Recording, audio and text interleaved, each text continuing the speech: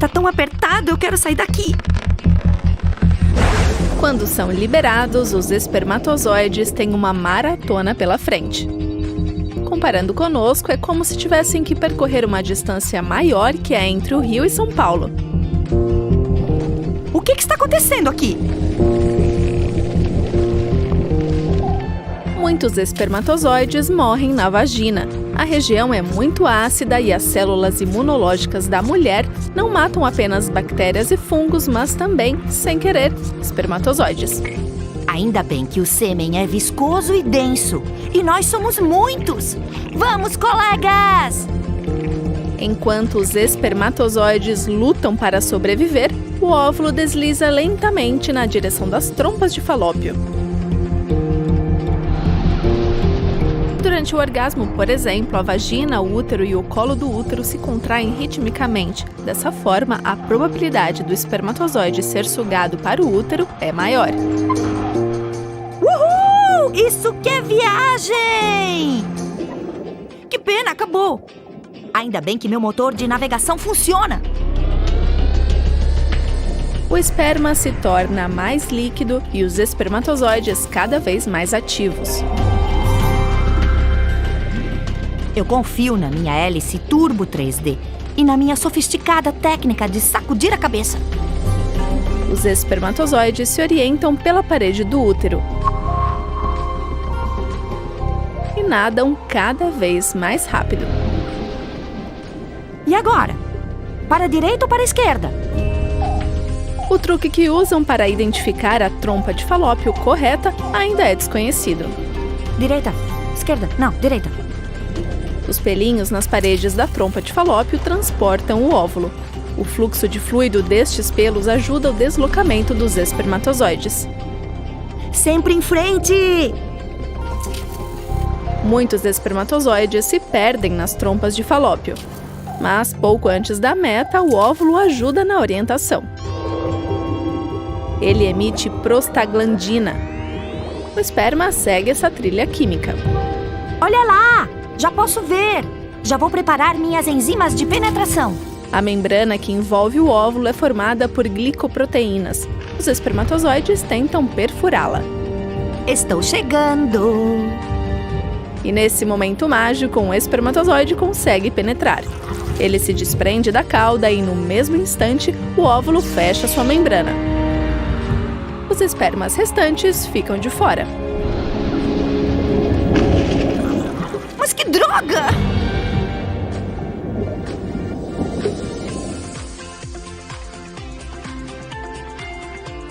O parto, também conhecido como dar à luz, é o momento em que o bebê nasce após cerca de 40 semanas de gestação. Se acontecer antes do tempo, o parto será prematuro e isso pode representar risco para a vida da mãe e do bebê. Toda grávida deve fazer o pré-natal para acompanhar o desenvolvimento do seu bebê através de diversos exames, pode detectar qualquer anormalidade e garantir um parto tranquilo. Durante a gestação, os exames do pré-natal orientam os médicos e as parturientes sobre o desenvolvimento do bebê. São realizadas ultrassonografias em cada trimestre da gravidez para saber o peso e o tamanho do feto e identificar malformações. Além disso, são feitos exames de sangue e outros específicos para gestantes. A equipe médica deve orientar e esclarecer as dúvidas da gestante e seu companheiro, que deve decidir a melhor forma do nascimento para o seu bebê. Segundo o Relatório Mundial de Saúde da OMS, Organização Mundial de Saúde, divulgado em 2005, as consultas pré-natais são fundamentais para planejar o parto e preparar a mãe para a maternidade. Além disso, esse pode ser um momento importante para iniciar o planejamento familiar, orientando sobre as escolhas de ter mais filhos e o momento certo para tal, os métodos contraceptivos e também sobre o Programa de Controle de Doenças Sexualmente Transmitíveis, DST, e sobre a desnutrição infantil. O parto é um momento muito importante na vida de qualquer pessoa. O nascimento de um novo ser marca o início de muitas responsabilidades para os pais e muita felicidade para toda a família.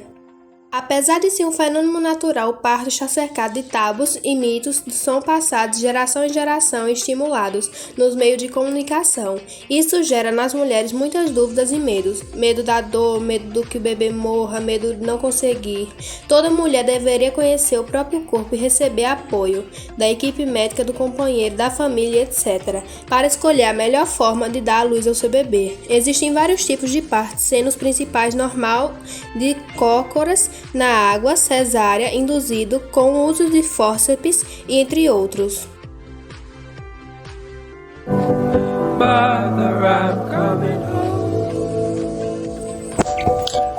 O parto normal, como o próprio nome indica, acontece naturalmente respeitando o processo fisiológico. Não há necessidade de medicações, mas muitas mulheres recebem anestesia para controlar a dor, relaxar e ter dilatação mais rapidamente. O trabalho de parto começa com as contrações e o colo do útero se dilata até que permita a passagem do feto através do canal vaginal. Depois expelida a placenta.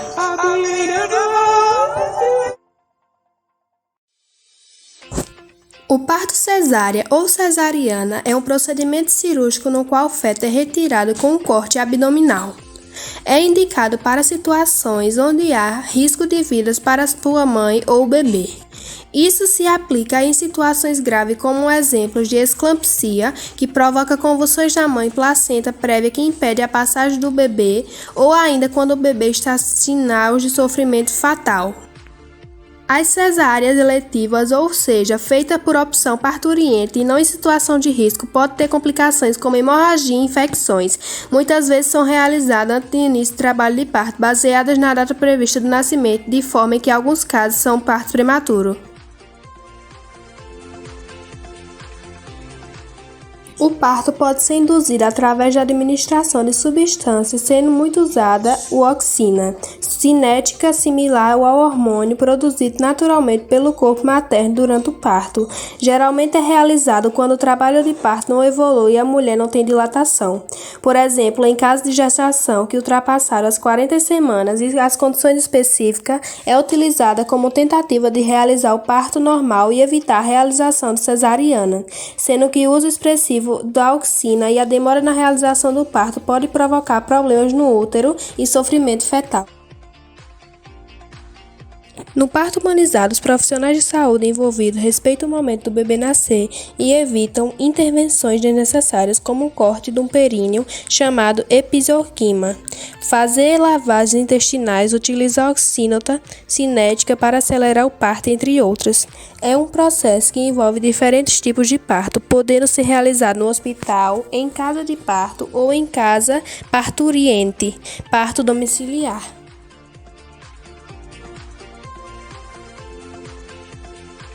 Métodos anticoncepcionais são métodos para evitar a gravidez indesejada e também para infecções sexualmente transmissíveis. Os métodos anticoncepcionais, eles impedem a fecundação do embrião no útero e são classificados de acordo com o mecanismo de atuação.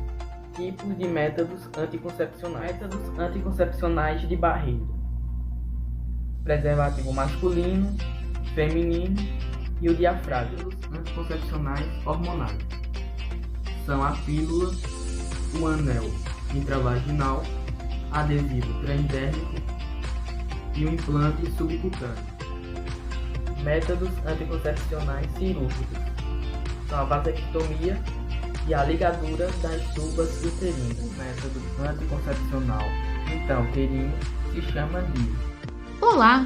Se você quer programar sua vida e não ser surpreendido com uma gravidez não planejada ou com infecções sexualmente transmissíveis, as ISTs, você precisa entender melhor como funcionam os métodos anticoncepcionais. O Sistema Único de Saúde, o SUS, oferece 8 métodos de contracepção. Métodos de barreira, como DIU, diafragma e camisinha.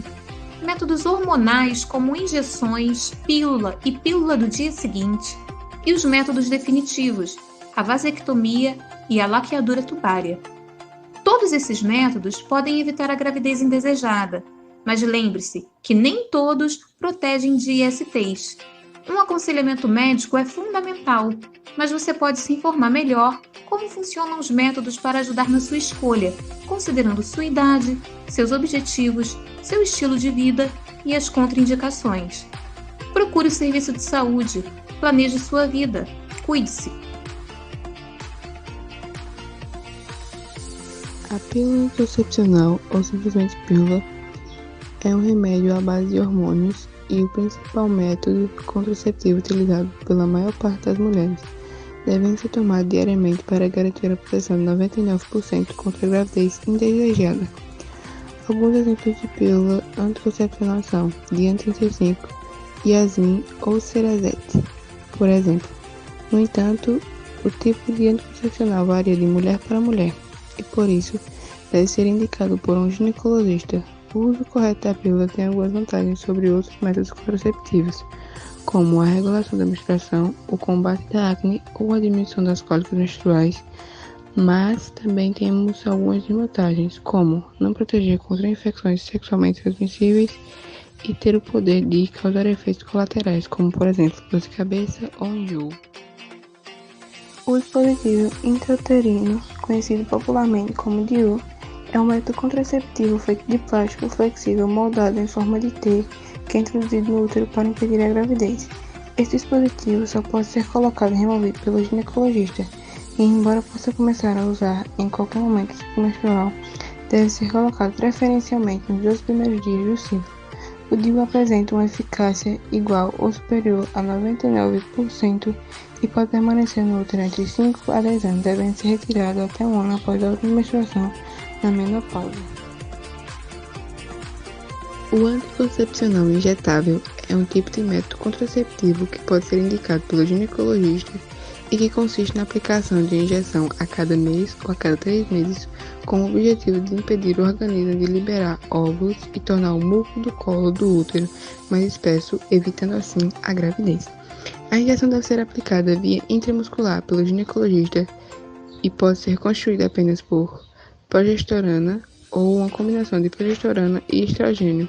Assim, alguns anticoncepcionais injetáveis que podem ser indicados pelos médicos são ciclofemina, mesigina, perlutan, ciclovular e unociclo. A laqueadura, também conhecida como ligadura tubárica, é um método contraceptivo que consiste em cortar, amarrar ou colocar um anel nas trompas de Fallot, interrompendo assim a comunicação entre o ovário e o útero, que impede a fecundação e o desenvolvimento da gravidez. Normalmente a laqueadura não é reversível. No entanto, dependendo do tipo de laqueadura selecionada pela mulher, pode haver uma pequena chance de poder engravidar novamente, mesmo após a cirurgia. Assim, o tipo de laqueadura deve ser discutido com o ginecologista para encontrar a melhor solução para a mulher, bem como outras opções contraceptivas.